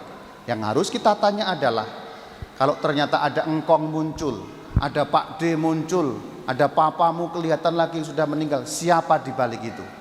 Inilah yang harus kita jawab, siapa di balik itu. Pegangan pertama kita Alkitab. Alkitab mengatakan detik di mana orang meninggal, roh diadili. Artinya apa? Tidak mungkin lolos. Tidak mungkin ada namanya roh yang berkeliaran bebas kemana-mana. Memangnya Setia Novanto dikurung dia bisa keliaran? Tuhan Maha Sakti, Tuhan Maha Hebat, semua roh. Ini pegangan pertama. Alkitab katakan orang meninggal dunia, tek, diadili. Artinya tidak mungkin ada roh yang berkeliaran. Terpegang dulu intinya. Bisa memegang intinya. Nomor 2, kok nyatanya ada Romo mati menampakkan diri. Kalau belum 40 hari katanya masih ya. Nah, ini dia. Di balik itu memang kelihatannya engkongmu, memang kelihatannya Pak Demu, tetapi itu setan yang menyamar sebagai Pak Demu, setan yang menyamar sebagai papamu, setan yang menyamar sebagai orang yang telah meninggal. Karena orang telah meninggal tidak ada lagi, dia kembali ke alam di mana dia diciptakan, yaitu di akhirat sana, diadili. Berarti kalau ada penampakan, tak deketi kameranya. Kalau ada penampakan, itu artinya adalah roh setan, setan yang menyamar, menyerupai orang yang meninggal. Jelas? Itu maksudnya. Nomor 3, belum selesai, jangan tepuk tangan dulu ya. Kenapa setan kurang kerjaan, Romo? Kenapa setan kurang kerjaan? Harus menyamar sebagai Pak D, menyamar sebagai engkong. Karena setan mau membuat penipuan kepadamu. Ingat tadi ayat Alkitabnya, bapa segala dusta. Tiba-tiba engkongmu datang, sudah meninggal 3 hari yang lalu, engkongmu datang. Wah, panggil orang pinter yang minum tolak angin itu. Ditanyai, wus. Kalau betul kamu engkong, coba kamu ngomong tai lalatnya di mana? Nah, padahal tai lalatnya tersembunyi di bawah udel 3 cm. Nah, gitu. Bisa jawab. Bahkan pertanyaan-pertanyaan rahasia bisa jawab. Pikirannya orang yang masih hidup, ini pasti betul engkong. Karena ditanya segala yang rahasia dia tahu.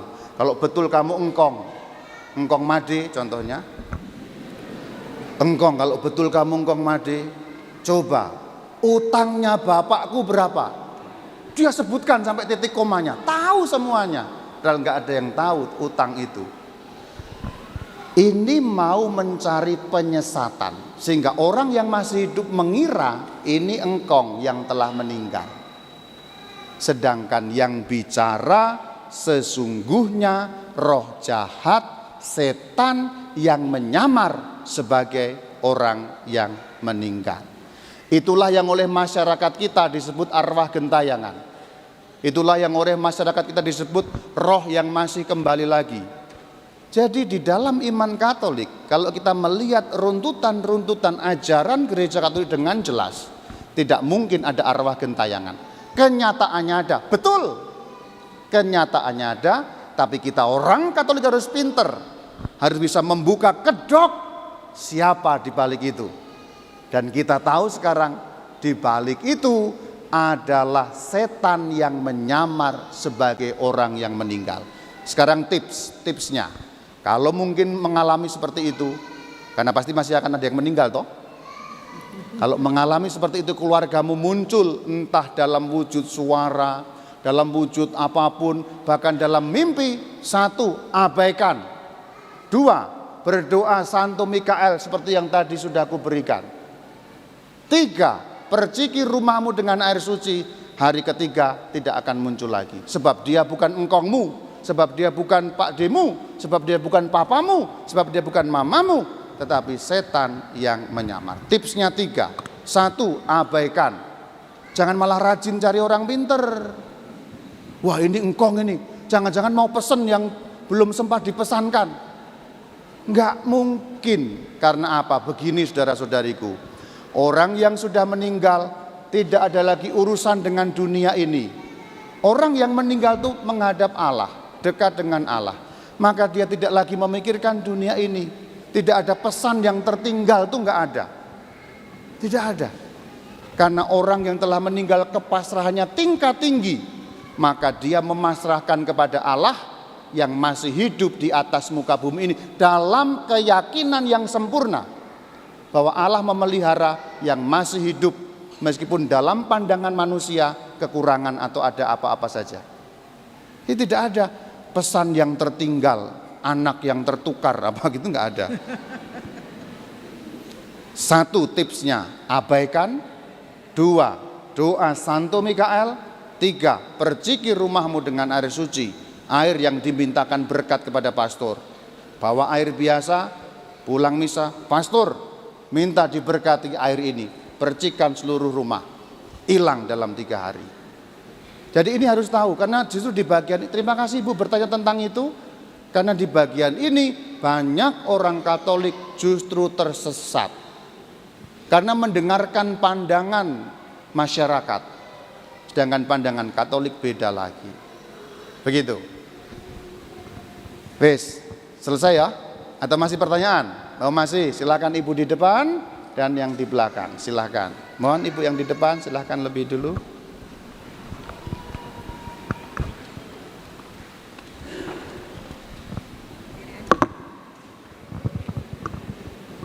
Pastor, nama saya Ibu Wahyudi. Saya ingin menanyakan tentang penampakan. Bagaimana bedanya penampakan tentang Yesus Kristus sesudah 3 hari kebangkitannya? Hanya itu. Penampakan Tuhan Yesus Kristus. Baik Bu, terima kasih. Tuhan Yesus Kristus setelah kebangkitan itu memiliki badan. Dan seperti itulah kita nanti. Ini tema lain. Jadi ada banyak tema sebenarnya ya. Ini tema lain, tema akhir zaman sebenarnya ya. Aku percaya akan dan kebangkitan badan. Jadi ini tema kebangkitan badan sebenarnya. Saya jawab singkat saja. Tuhan Yesus Kristus pada saat kebangkitan bukan hanya roh Bu. Bukan hanya roh. Ada badannya. Itulah kenapa Gereja Katolik meyakini kebangkitan badan. Ya. Jadi badannya Tuhan Yesus bisa diraba. Itulah kenapa pada saat murid-murid tidak percaya, kan dikatakan, kamu datang, pegang tanganku, pegang aku, ini aku sendiri. Masih belum percaya, minta ikan. Mana? Ada makanan? Diberi ikan. Kalau mungkin dulunya di Bandung diberi siomay pasti. Diberi ikan, makan di depan para murid. Tetapi tubuhnya adalah tubuh kemuliaan. Tubuh kemuliaan itu seperti apa? Undang saya lagi nanti bagian kapan-kapan ya. Secara singkat begini, 1 masih sama dengan tubuh yang lama, tetapi 2 berbeda total. Oh, pusing enggak? Sama, tetap masih sama, dikenali seperti ini, tetapi berbeda total. Samanya bagaimana? Murid-murid masih kenal, itu Yesus, wajahnya sama. Total berbeda bagaimana? Pintu-pintu terkunci, ada dalam rumah para murid ya, pintu-pintu terkunci, Tuhan Yesus dalam bahasa Jerman ujuk-ujuk masuk. Tidak pakai ketok pintu, tidak pakai pencet bel, pintu tidak perlu dibuka, beliau masuk tiba-tiba di tengah para murid. Sama tapi beda.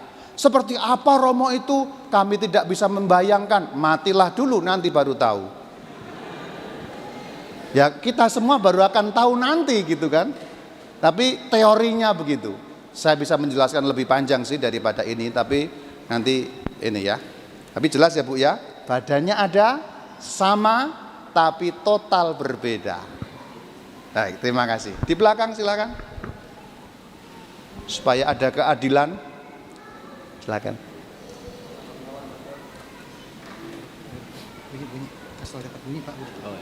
Selamat malam, Pastor. Selamat malam, Pastor. Nama saya Dwi Harsono. Tadi Pastor sampaikan bahwa malaikat itu jatuh ke dalam dosa akibat iri atas kekuasaan Tuhan. Nah, ini masalah kekuasaan. Pada era sekarang ini, banyak orang mengejar kekuasaan, Pastor.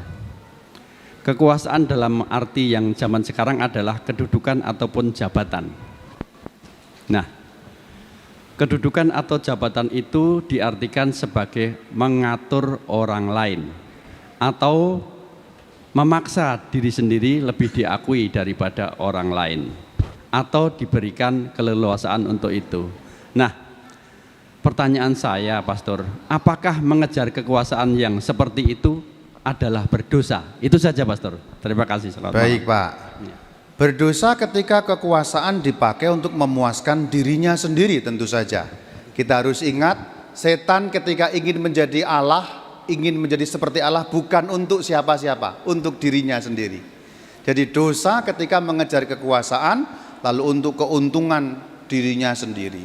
Tapi ketika kekuasaan dicari untuk bahasa tetangga kemaslahatan, menyejahterakan orang. Jadi kalau Anda jadi caleg, Anda jadi calon presiden misalnya atau apapun yang kekuasaan, tapi ketika jadi tidak korupsi sepeser pun, bahkan gaji pun direlakan, seperti contoh yang pernah ada waktu itu, nggak usah saya sebut, semua orang tahu, membangun benar-benar disejahterakan masyarakat, tentu itu bukan suatu dosa.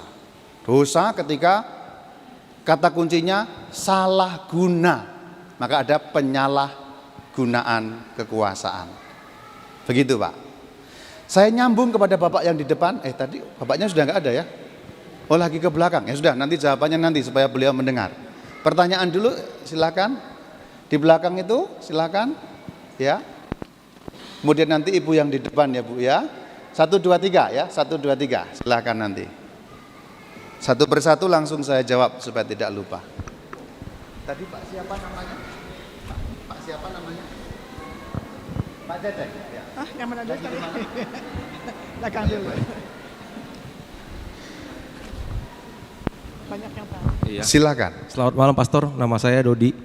Pastor, saya mau bertanya mengenai jatuhnya malaikat pertama tuh. Yang kedua mengenai Hawa yang jatuh. Yang terakhir adalah tentang Yudas Iskariot ya. Apakah kejatuhan-kejatuhan ini Tuhan nggak antisipasi gitu? Kan seharusnya kan Tuhan Maha tahu ya. Terutama yang Yudas Iskariot itu sebelum dia berbuat dosa pun Tuhan Yesus sudah bicara beberapa kali bahwa akan ada orang yang ada mengkhianati segala macam gitu. Apakah kejatuhan itu termasuk dalam perencanaan Tuhan? Itu pertanyaan pertama. Pertanyaan kedua adalah jatuhnya iblis itu kan pada akhirnya diwahyukan, diceritakan bahwa semuanya akan masuk neraka.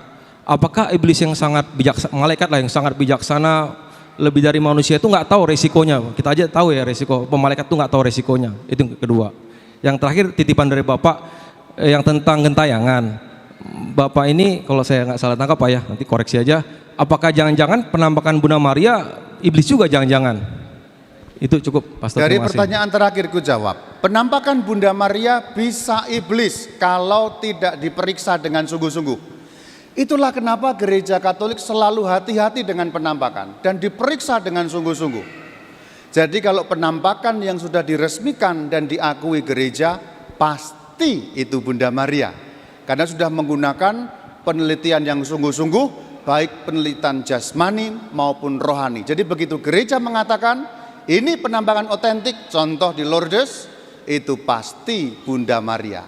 Karena tidak mungkin bertahan di depan doa-doa gereja kalau itu penampakan setan. Setan tuh gampang banget dibuka kedoknya kok. Doa malaikat, air suci, kedok terbuka. Jadi kalau ngaku Bunda Maria, dikepret air suci, mental dia. Gampangnya begitu. Jadi kepastiannya 100% kalau mengenai penampakan Bunda Maria yang sudah diresmikan diresmikan oleh gereja. Masalahnya kan tidak semua diresmikan. Justru karena gereja hati-hati. jangan-jangan itu roh jahat. Karena beberapa penampakan terbukti itu bukan penampakan Bunda Maria, tapi penampakan roh jahat. Pertanyaanmu sendiri mengenai jatuhnya malaikat, jatuhnya manusia, Tuhan sudah tahu. Tuhan sudah tahu sampai akhir cerita. Dalam satu kali pandangan, Tuhan tahu dari awal penciptaan sampai hari kiamat. Kata kuncinya ada pada kehendak bebas. Anugerah paling besar kepada malaikat dan kepada manusia itu kehendak bebas. Jadi kalau mau mencintai Tuhan itu karena kehendakmu. Kalau tidak mencintai Tuhan karena kehendakmu. Jadi diberikan kepada malaikat dan diberikan kepada manusia kehendak bebas itu. Maka karena kehendak bebas, manusia bisa berbuat dosa, setan yang awalnya malaikat juga bisa berbuat dosa. Gampangnya begini, aku pakai gambaran untuk menggampangkan omonganku. Karena barusan pasti kamu masih ruwet. Tuhan pengen dirinya dan manusia saling mengasihi. Tuhan mengasihi kita, kita mengasihi manusia.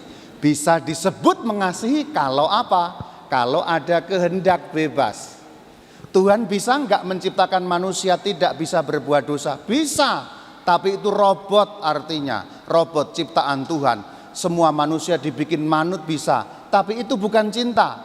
Gampangnya begini, dirimu laki-laki tulen, mencintai perempuan, lebih senang mencintai perempuan yang bisa ngomel, bisa marah, atau lebih senang saya kasih robot yang manut apapun yang kamu suruh? Bapak-bapak, ibu-ibu, lebih seneng mana? Kalau punya istri manut terus tapi robot. Sana bu, sana. Bikin teh, bikin teh. Bikin kopi, bikin kopi. Ngepel, ngepel. Apapun akan dituruti manut. Tapi itu hanya diprogram untuk menurutimu. Atau seorang istri yang kadang-kadang ngomel, menyebalkan. Tapi kalau mencintai itu dua pihak dengan sangat manis. Itu gambarannya. Jadi Tuhan menciptakan manusia dan malaikat dengan kehendak bebas supaya Tuhan dan ciptaannya saling mengasihi. Itu intinya. Konsekuensinya pilihan bebas itu, kehendak bebas itu memang bisa salah, bisa benar. Yang salah jadi setan tadi, yang benar dia tetap mengabdi kepada Tuhan. Tetapi cintanya penuh. Untuk menggambarkan sebenarnya sederhana begitu. Pasti dirimu lebih senang punya pasangan manusia beneran yang kadang-kadang melawan, kadang-kadang ngomel dan menyebalkan. Tapi kalau mencintai itu, I love you, kan gitu. Coba bayangkan memeluk robot yang apapun kita suruh dia mau. Oh, I love you, I love you, I love you. Apa rasanya? Itulah perasaan Tuhan kira-kira. Semoga bisa menangkap. Baik, Romo. Bagian depan. Romo, kita akan break dulu. Baik, break dulu silakan ya. Persembahan silakan. Biar semakin Terlalu penasaran. seru, ya. Kan ngintip, jadi nggak usah banyak-banyak. Tadi yang Iya, ibu yang di depan dan yang di belakang ini. Tadi ya sudah saya katakan dua ini. Ya. Ibu di depan dan yang di tengah. Tadi saya sudah bilang iya. Kemudian nyambung ke pertanyaan Pak Ceceng nanti.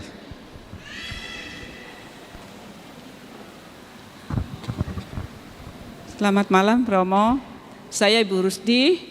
Sebetulnya saya bertanya tuh malu Romo, karena tadi saya udah dibisik-bisik, aku tuh malu nanyanya gitu. Karena gini Romo, kalau ini benar atau tidak, dan saya tanya sama pastor, kalau misalnya buat apa maksudnya tidak baik atau gimana, saya bisa diarahkan ya. Gini Romo, kalau saya berdoa, ya berdoa rosario gitu, tiba-tiba ada nampak wajah gitu. Tapi saya tidak tahu, saya nggak mengerti sekali itu waktu itu. Nah pada waktu saya ikut seminar, ya saya bertanya konseling kepada ibu konseling, Bu saya seperti ini gitu ya. Oh doakan saja katanya. Itu tuh Romo arwah yang minta tolong atau apa ya gitu. Makanya saya bertanya supaya lebih jelas gitu. Terima kasih Romo. Memang tidak ada arwah yang gentayangan itu jelas. Tetapi Tuhan mengizinkan kadang-kadang beberapa yang berada di api penyucian minta tolong kepada kita. Tapi cirinya gampang sekali. Kalau Anda merasa cukup suci, sangat suci bahkan, kemungkinan banyak dimintai tolong. Tapi kalau Anda merasa tidak terlalu suci, ya saya aja kurang kok dimintai tolong. Maka kemungkinan yang kedua, itu roh jahat.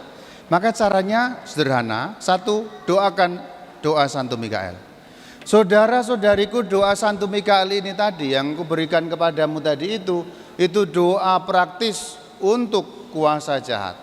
Maka kalau muncul seperti itu, doakan Santo Mikael. Dan itu pasti menguji roh. Apakah itu sungguh dari Tuhan atau tidak. Jadi doa Santo Mikael itu doa yang diberikan oleh Gereja Katolik melalui perantaraan Paus Leo. Sayangnya, dan ini saya yakin kerjaan roh jahat. Sayangnya doa itu lenyap dan orang Katolik hampir tidak kenal lagi. Anda kenal doa itu? Itulah. Ini saya yakin kerjaan roh jahat karena doa itu doa yang penuh kuasa. Maka kenal lagi, filenya ada di panitia, minta nanti filenya ada doanya. Karena doa ini doa yang sungguh-sungguh diarahkan untuk gampangnya nembak langsung pada kuasa jahat. Dan Anda di sini, saya pengen tahu, survei singkat, siapa yang masih tahu tentang doa Mikael? Tolong angkat tangan. Siapa yang masih tahu? Enggak sampai 10 orang, ini jelas kerjaan kuasa jahat yang membuat, betul, yang membuat matamu tertutup terhadap doa yang diarahkan langsung menyerang kuasa jahat. Siapa yang masih mempraktekkan doa ini? Astagfirullahaladzim. Hampir enggak ada. Praktekkan doa ini malam sebelum tidur atau 3 kali sehari. Ini doa yang penuh kuasa. Kalau yang dilawan kuasa jahat ya. Begini, doa itu macam-macam kan, seperti obat. Tetapi penyakit tertentu membutuhkan obat tertentu, itu loh maksudnya. Jadi kok sakit gigi, jangan Anda beri obat sakit bisul, maksudnya gitu. Kalau dengan kuasa jahat ya doanya ini kira-kira gitu. Nanti di share lagi ya tentang doa itu. Yang di tengah silahkan. Selamat malam Pak Romo. Saya Vivi. Ini pertanyaan masih sama dengan Ibu Rusdi. Jadi saya pernah dengar di buku Ibu Maria Sima. Itu dia menceritakan bahwa dia sering mendoakan arwah-arwah yang katanya datang kepada dia karena dia adalah seorang pendoa yang sangat taat. Namun sedangkan Romo tadi mengatakan bahwa jika seorang sudah meninggal, dia akan langsung diadili. Nah, bagaimana caranya kita tahu itu? Ya pertama bahwa itu memang arwah. Kemudian apakah benar Yesus sama seperti yang tadi Romo katakan memberikan izin untuk kepada arwah itu untuk meminta tolong untuk didoakan oleh pendoa-pendoa yang ada di dunia ini gitu. Terima kasih ya Romo. Baik, terima kasih. Bagaimana caranya membedakan doa Santo Mikael? Setan tidak tahan terhadap doa ini. Saya saksinya. Artinya saya mengalami sendiri. Setan tidak tahan dengan doa ini. Satu doa Santo Mikael, 2 air suci. Udah itu saja. Itu caranya. Yang kedua, memang tema ini tidak bisa ringkas. Karena memang Tuhan sesekali mengizinkan, tapi itu agak jarang ya, agak jarang mengizinkan yang di api penyucian untuk memohon pertolongan. Tapi itu sangat jarang. Kenapa kok bisa mohon pertolongan? Karena Tuhan izinkan. Api penyucian itu apa? Nah ini yang perlu dibahas lebih lanjut sebenarnya. Kalau nggak tahu api penyucian itu apa, nanti memang pusing. Ini temanya sampai jam 12 saya kira apa ya? Api penyucian itu sebenarnya begini, orang yang jelas masuk surga, sudah diputuskan Tuhan masuk surga, tapi masih membutuhkan penyucian, singkatnya begitu. Kalau mau lebih diuraikan lagi, temanya nanti dunia seberang maut, nah itu temanya. Jadi itu memang membutuhkan penyucian, tapi itu jarang sekali. Lalu gampangnya kalau untuk kita-kita ini tanya kepada diri sendiri, aku ini banyak doa enggak, rajin doa enggak, suci enggak. Lah kalau kamu doa aja jarang, suci juga enggak, mana ada arwah minta tolong sama kamu, kegeeran kamu itu. Nah gitu loh. Cara mendeteksinya gampang gitu loh, enggak usah sulit-sulit. Kalau aku ini doa aja males, siapa yang mau minta tolong kepada pemalas ini? Kira-kira gitu. Ini cara gampang untuk mendeteksi. Tapi kalau dirimu yakin, kamu pendoa, sudah hampir seperti Santa Faustina, wah itu hampir pasti dimintai tolong. Kalau kita miskin kan nggak ada orang yang minta tolong toh.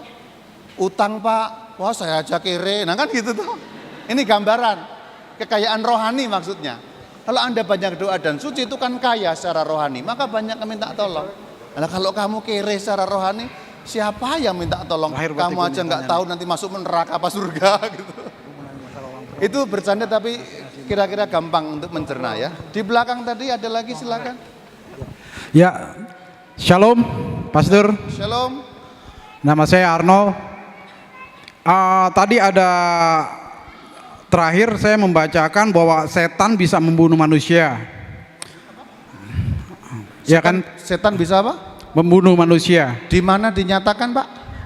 Tadi terakhir yang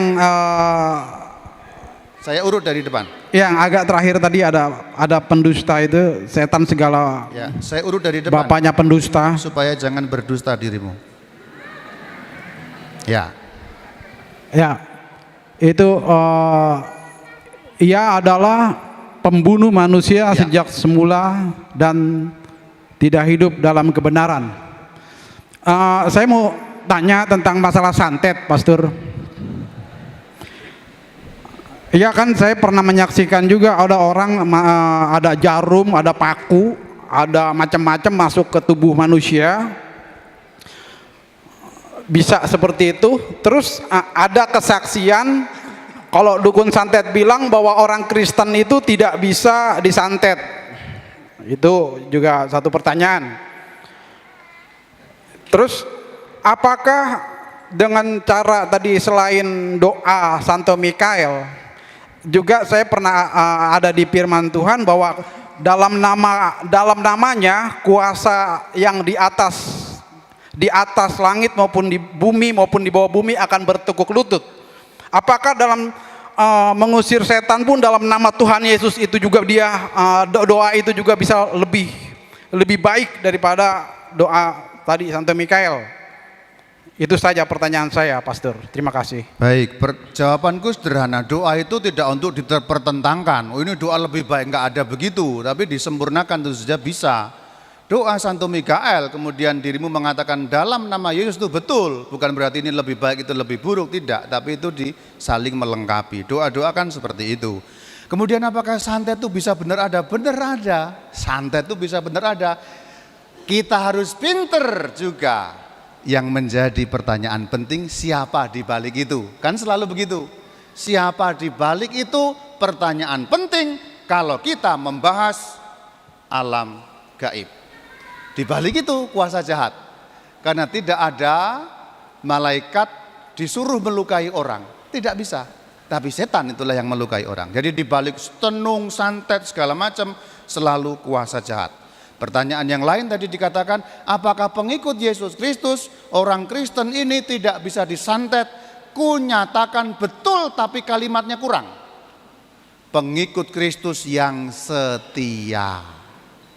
Kalau Anda belok kiri kanan, pantatmu kena santet pasti. Iya. Kira-kira gitu. Jadi betul. Kenapa tidak mungkin kena?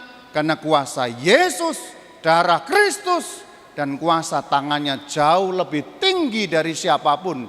Dan jaminannya ada dalam Alkitab. Akan kutunjukkan bagaimana jaminan Allah itu sungguh nyata dalam Alkitab. Keyakinan kita. Mari kita baca sama-sama dalam ayat 44. Adalah ayat 4. Kita baca bersama-sama saudara-saudari. Kamu berasal dari Allah, sama-sama. Kamu berasal dari Allah, anak-anakku. Dan kamu telah mengalahkan nabi-nabi palsu itu. Sebab roh yang ada dalam kamu lebih besar daripada roh yang ada dalam dunia. Ini jaminan Tuhan. Roh yang ada dalam kamu, dalam kita. Tapi syaratnya memang setia, saudara-saudari. Sebab kalau kita tidak setia, gampangnya kita kehilangan pegangan pada kuasa roh Allah. Jadi orang Katolik tidak bisa disantet. Kecuali orang Katolik semprul. Kecuali orang Katolik banyak dosa. Itu jawabanku. Jaminannya jelas dalam Alkitab. Nyambung pada Pak Ceceng tadi itu, loh kalau begitu kepada Tuhan Yesus kita meminta, kok ada yang minta-minta ke tempat lain tadi itu? Dari banyak pertanyaan dan jawaban mungkin sudah mulai bisa disimpulkan ya Pak ya. Siapa di balik itu? Itu namanya pesugihan. Di balik pesugihan, orang yang meminta kekayaan adalah kuasa jahat.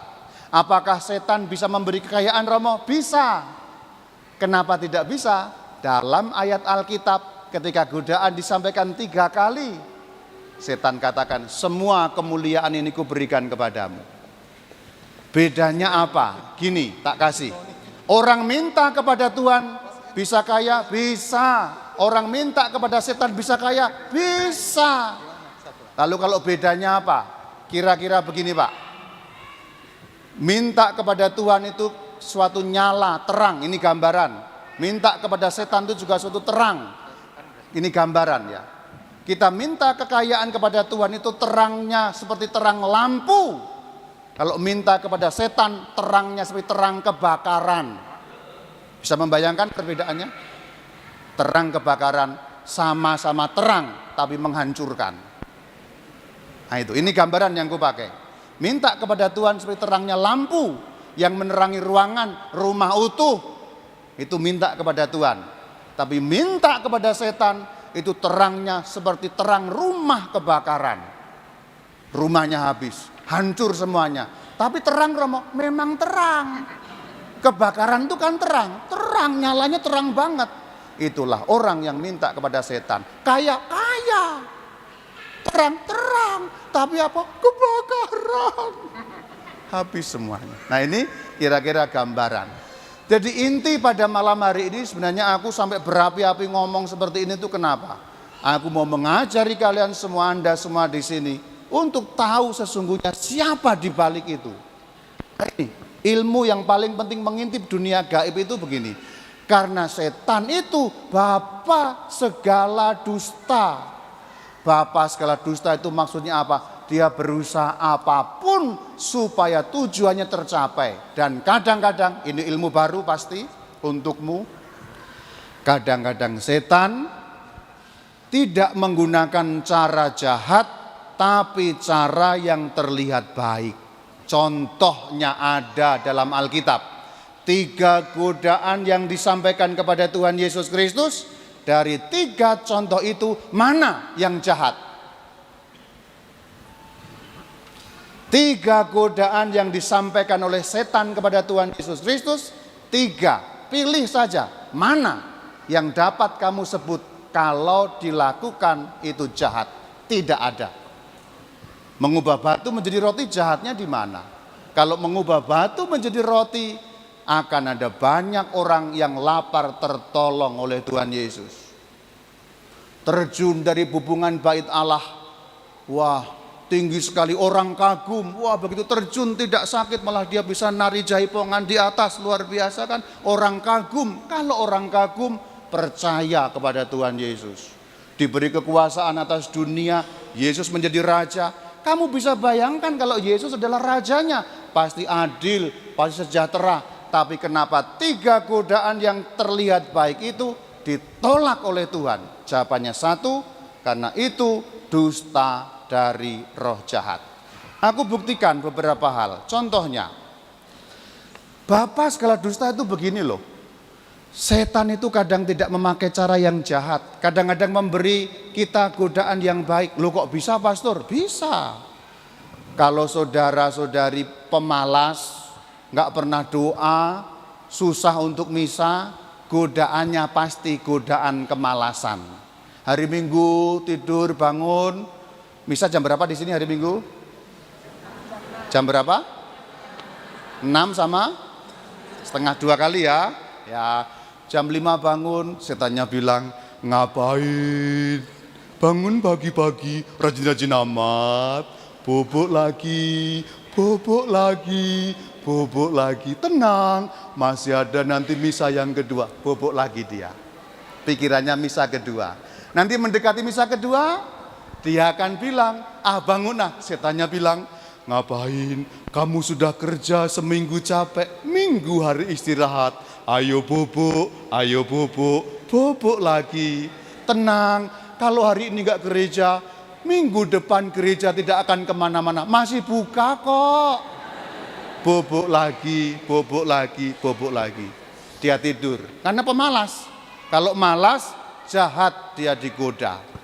Tapi kalau orangnya suci kayak saya, pengakuannya saya nggak suci. Suci kayak Pastor Markus, ya kan?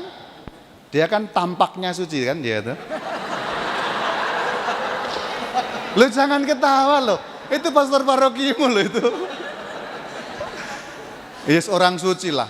Kalau orang suci rajin berdoa, rajin beribadah, menyembah Tuhan dan berbuat baik, tidak mungkin setan menggoda, jangan bangun. Pasti bangun dia. Setan menggodanya lain. Menggodanya cara baik. Cara baik itu bagaimana? Misal jam 6, jam 4 dia bangun mau tarik selimut, setan bilang, ayo bangun. Ini hari yang baik untuk memuji Tuhan. Kamu harus mengerahkan seluruh kekuatanmu, dirimu, jiwamu. Bangun sekarang, ayo bangun. Bagus, ke gereja itu bagus sekali untuk keselamatan jiwamu. Dia bangun. Setelah dia bangun, ayo cepat. Kamu harus pagi-pagi. Misal jam 6, setengah 6 sampai ke gereja. Segera nanti berdoa, siapkan diri. Aduh, kalau diri ini siap, misalkan tersentuh. Oh my God, Tuhan Allahku. Setan teruskan. Setelah dia misa pulang selesai, ayo kamu jangan lengah berdoa. Dia makin rajin, orang itu makin rajin. Orang itu makin rajin, orang itu beribadat makin hebat. Apapun diikuti, hari Minggu misa, siangnya ikut doa rosario, ikut PDKK 3 kali sehari di mana-mana, pokoknya hebat sekali. Setan tidak mungkin menggoda, jangan malas, tidak mungkin. Setan akan menggoda, tingkatkan terus. Kita dipanggil untuk hidup suci, kita dipanggil di hadirat Allah Tuhan kita. Haleluya saudara gitu. Setan juga bilang haleluya, jangan salah. Lalu orangnya makin suci, makin hebat. Lalu setan mengatakan, oh Markus, kamu orang yang paling hebat di seluruh paroki ini Markus.